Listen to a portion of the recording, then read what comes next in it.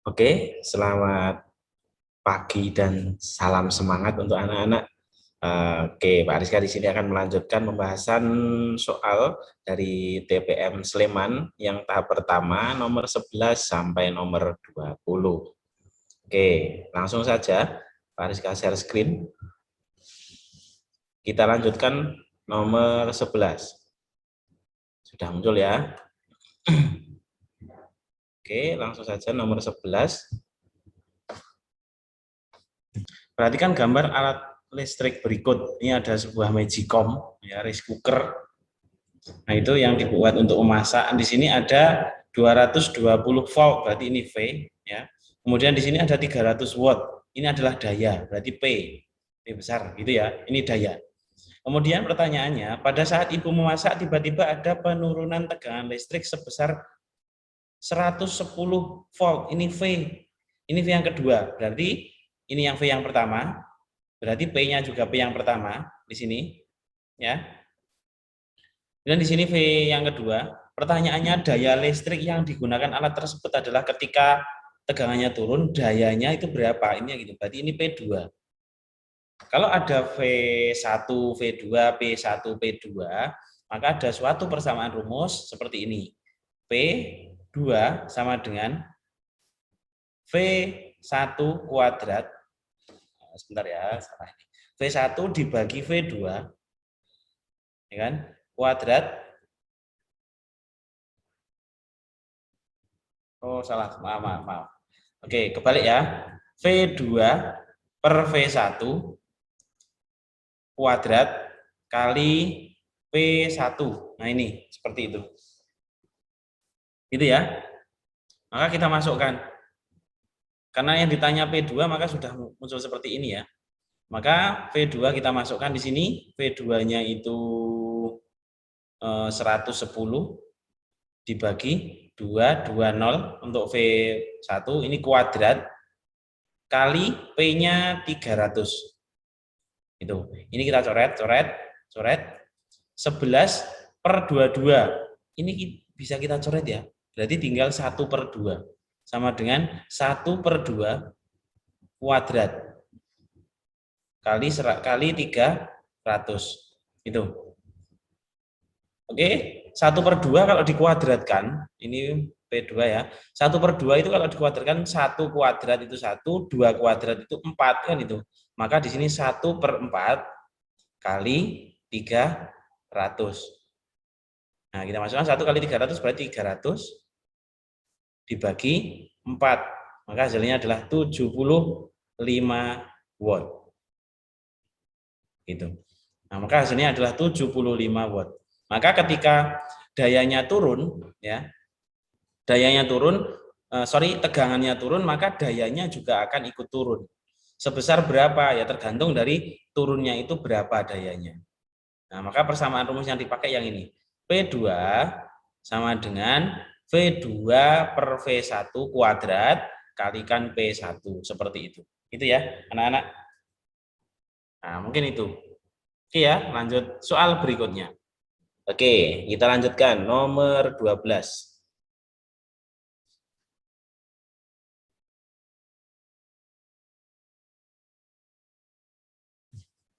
Oke, langsung saja nomor 12.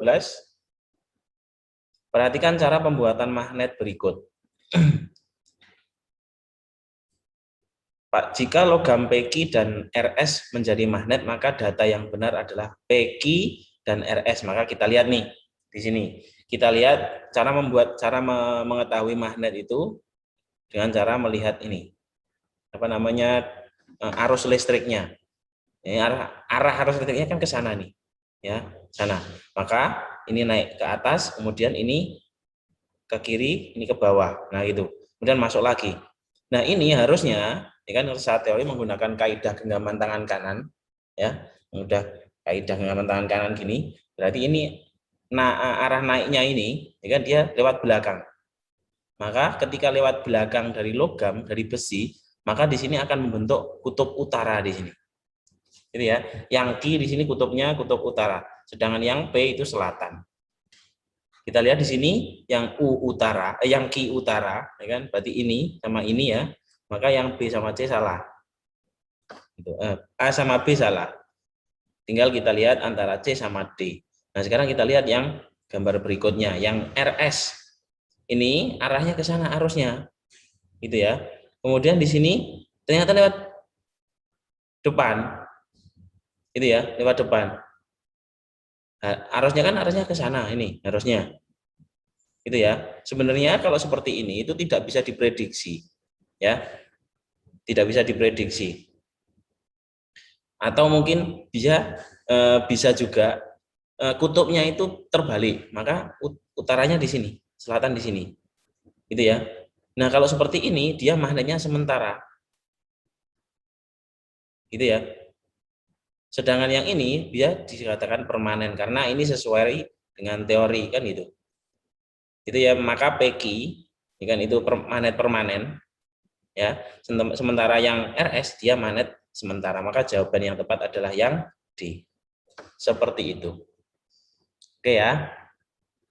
Oke. Kita lanjutkan.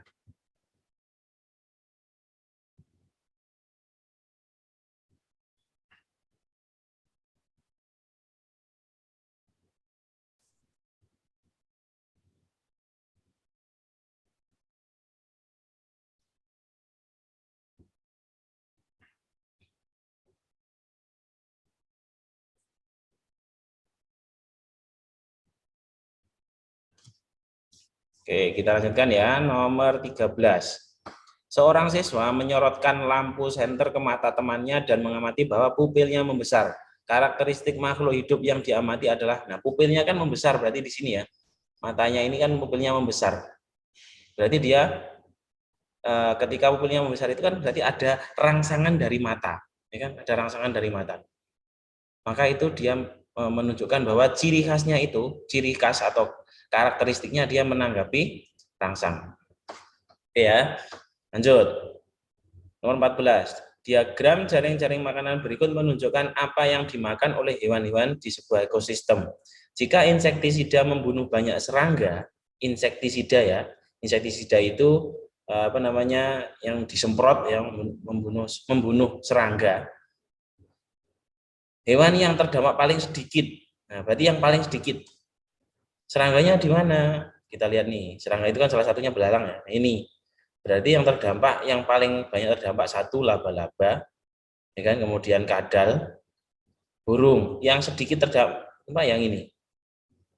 Karena dia tidak memakan belalang, yaitu adalah kanguru.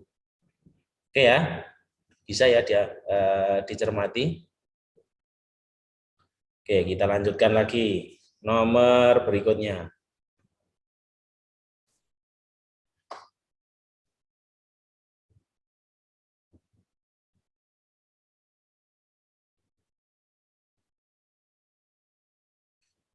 Oke, sambil ditunggu ya, maaf ya, ini laptopnya agak lama. Oke, nomor 15. Dalam suatu ekosistem terdapat keseimbangan yang dinamakan homeostasis, yaitu kemampuan ekosistem untuk menahan berbagai perubahan dalam sistem secara keseluruhan.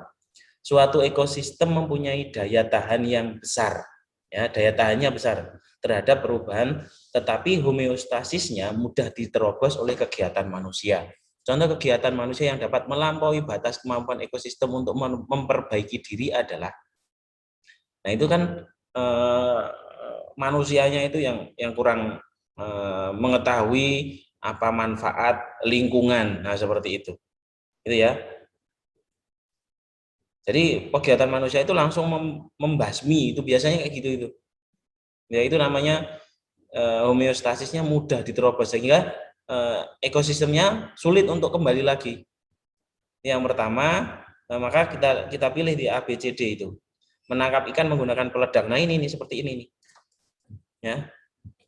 Menggunakan peledak seperti ini yang berbahaya.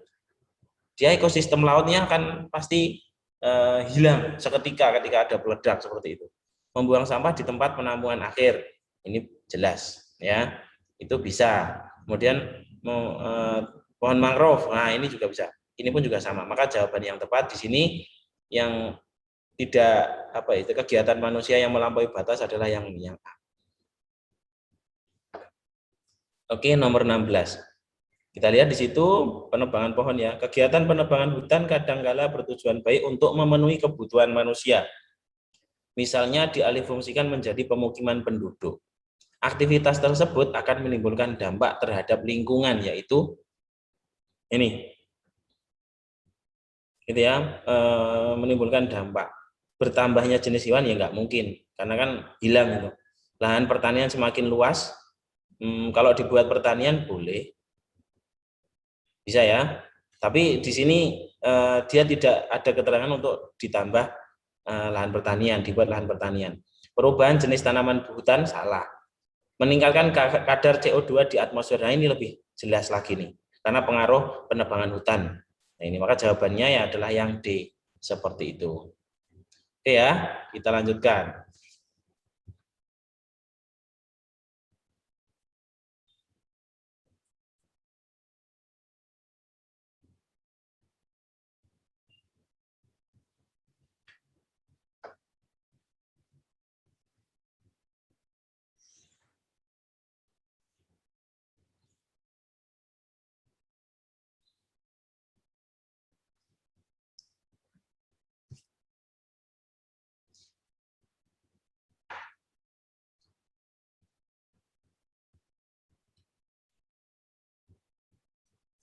Oke, nomor 17.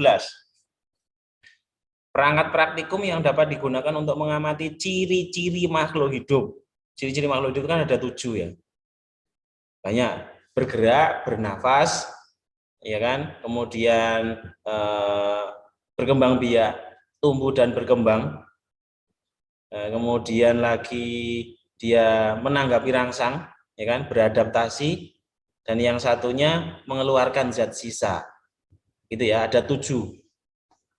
Nah, itu nanti bisa kalian cari. Maka di sini kita lihat nomor 1 itu menunjukkan dia adanya untuk mengukur tumbuh, ya, pertumbuhan batang. Maka ini merupakan alat untuk mengukur tumbuh dan berkembangnya pada suatu makhluk hidup. Salah satu contohnya adalah tumbuhan.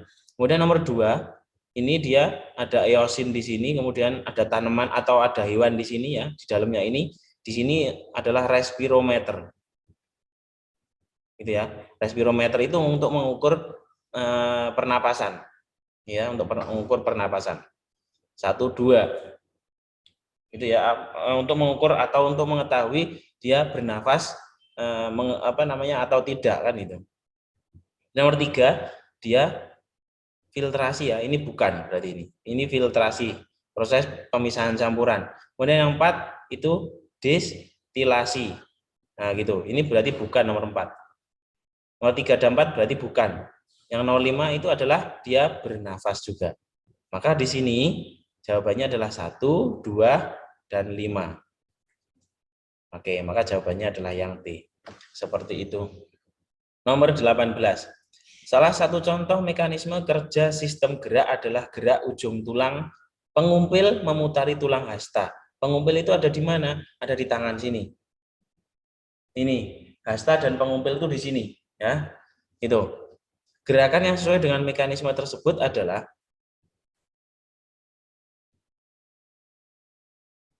oke, di sini gerak dari lengan itu, lengan tulang pengumpil dan tulang hasta, itu adalah gerak sinergis, yaitu ya pronasi dan supinasi, yaitu dia membalikkan telapak tangan itu. Nah, ini membalikkan telapak tangan. Itu dia pronasi dan supinasi. Maka kira-kira yang lebih tepat di antara itu apa ya kira-kira? Ani mengangkat gelas minuman, salah ya. Seno mengangkat barbel, salah juga karena itu antagonis menggunakan otot tulang lengan. Ibu membalikkan ikan yang sedang digoreng di dalam wajan. Nah, ini nih bisa ini. Nah, itu. Dita menurunkan sepatu dari atas meja. Itu menggunakan otot lengan atas. Maka yang tepat adalah yang C. Itu. Oke, kita lanjutkan.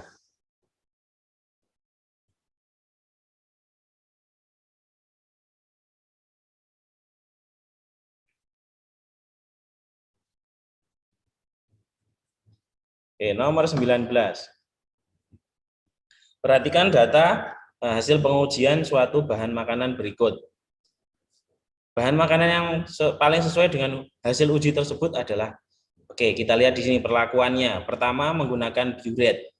Ingat ya, biuret itu dia lebih spesifik kepada protein. Protein di sini, kalau protein itu pasti berwarna ungu, gitu ya.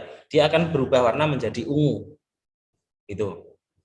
Yang pertama. Kemudian yang lugol, lugol ini dia spesifik terhadap amilum, ya, gitu. Amilum atau karbohidrat. Ini dia akan berubah warna menjadi biru kehitaman, gitu. Gitu ya. Kemudian larutan benedik ini dia lebih spesifik kepada glukosa, gitu ya. Dia akan berubah warna menjadi merah bata, itu. Kemudian dioleskan pada kertas, kemudian terjadi transparan, dia lebih spesifik kepada lemak, itu. Gitu ya. Maka kira-kira yang tepat yang mana ini? Bahan makanan yang paling sesuai dengan hasil ujinya. Biuret dia berwarna ungu, maka itu ada protein. Lugol berwarna coklat berarti salah. Harusnya warnanya biru kehitaman. Benedik lalu dipanaskan, berubah warna menjadi merah bata. Ini tepat. Dioleskan pada kertas kemudian tidak transparan, ini salah, harusnya transparan. Itu ya. Maka jawaban adalah kira-kira yang berarti kan mengandung protein, ini protein. Kemudian juga mengandung gula. Kira-kira yang mengandung protein dan gula itu apa? Keju? Bukan ya. Putih telur? Bisa. Susu full cream? Ini ada gulanya ya. Susu tanpa lemak? Berarti ini bukan. Maka bisa susu full cream. Oke, gitu ya jawabannya. Kita lanjutkan.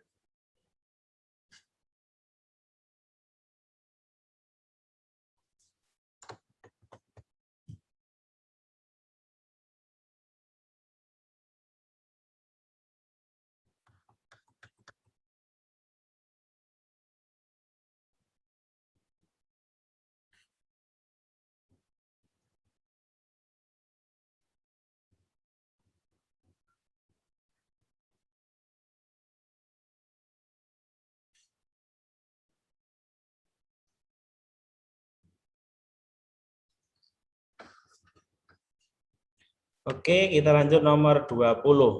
Perhatikan data beberapa zat sisa berikut. Ini ya. Ada air, ada ureum, garam dapur, karbon dioksida. Ini zat yang diekskresikan oleh ginjal.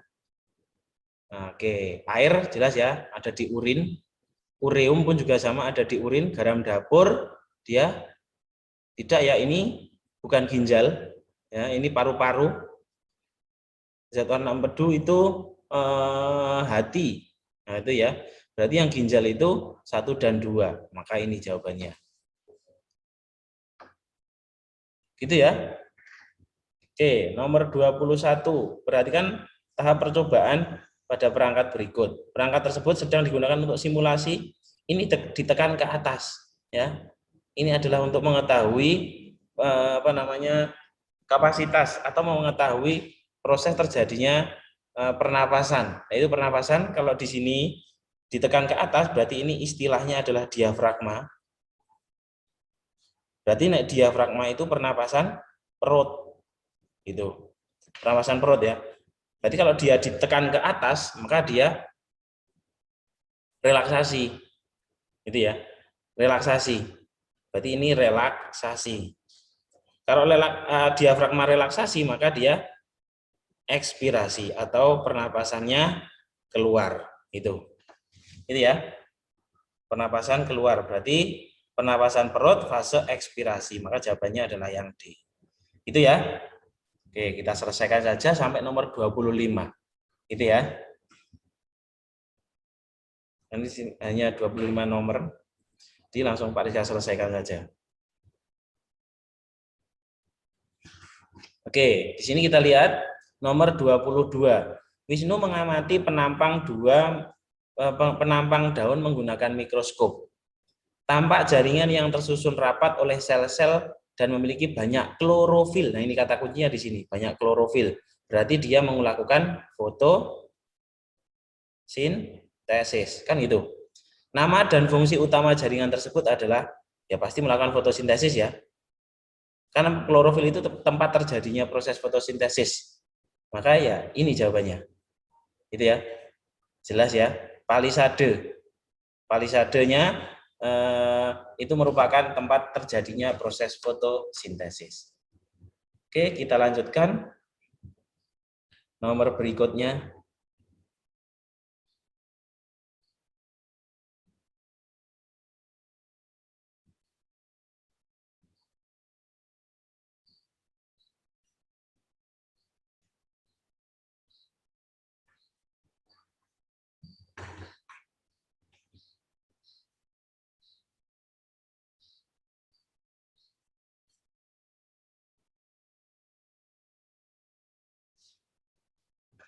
Oke, kita lanjutkan nomor 23. Cara reproduksi hewan yang ditunjukkan gambar 1, 2, dan 3 secara berurutan adalah nomor 1. Nomor 1 ini lebih tepatnya awalnya 1, kemudian membelah menjadi 2. Maka di sini dia membelah diri. Gitu ya, kita lihat itu sudah jelas itu. Dia membelah diri, maka jawabannya antara C sama D. Gitu ya. Kemudian di sini nomor 2, dia awalnya hanya sedikit, kemudian muncul seperti ini dan lepas. Itu artinya apa? Dia menunjukkan atau menumbuhkan tunas, kan itu. Itu ya, tunas. Kemudian yang ketiga, dia 2, ya kan? 2 alat apa 2 makhluk hidup kemudian menjadi satu, bukan menjadi satu tapi berdekatan, kemudian ada istilahnya memberikan suatu intisel seperti itu. Maka di situ adalah konjugasi. Itu ya. Seperti itu. Bukan fragmentasi. Kalau fragmentasi itu bagian, ya. Bagian itu dia kepala, badan, ekor dia putus. Kemudian kepala akan membentuk badan dan ekor, badannya akan membentuk kepala dan ekor, sedangkan ekornya nanti akan membentuk kepala sama badan. Itu namanya fragmentasi. Maka jawaban yang tepat adalah yang D. Seperti itu. Oke ya, kita lanjutkan. Nomor 24.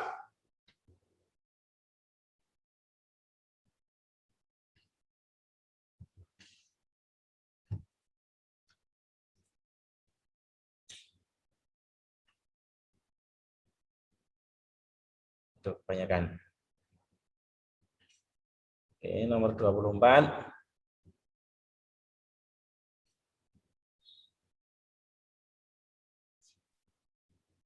Sudah ya.